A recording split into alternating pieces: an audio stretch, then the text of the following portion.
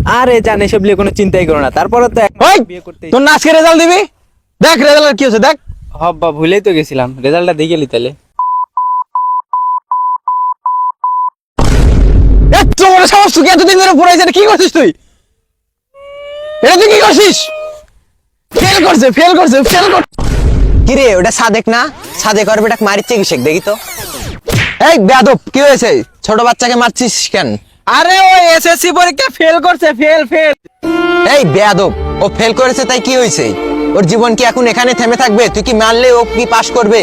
ওর জীবন কেবল শুরু, একবার না পারিলে দেখো শতবার। তুই কি রবার্ট ব্রুসের ইতিহাস সম্পর্কে তোর ধারণা নেই? আর পৃথিবীতে যত জ্ঞানী গুণীমান ব্যক্তি আছে তারা সবাই ফেলই করেছিল। ইলন মাস্ক, বিল গেটস, এরা প্রত্যেকেই ফেল করেছিল ফার্স্টে, তারপরে এরা জীবনে অনেক উন্নতি করেছে। তো তোমার জীবন এখানে থেমে থাকলে চলবে না, তোমাকে আরো অনেক কিছু উন্নতি করতে হবে। কিরে আব্বা না পুরোপুরি ফেলের পক্ষে আছে, তো আমি আমার রেজাল্টের কথা কয়ে আসি। যাই হোক এগুলো টেনশন আর করিস না, বুঝছো? আর জীবনে অনেক ভালো কিছু করবে। বেটা আব্বা তোর রেজাল্টের কি খবর?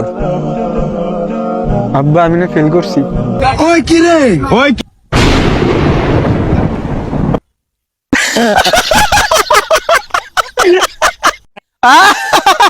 ওর বেটার কি অবস্থা, ফেল করছে। নাম রাখছি আনোয়ার, রেজাল্ট পুরো জানোয়ার।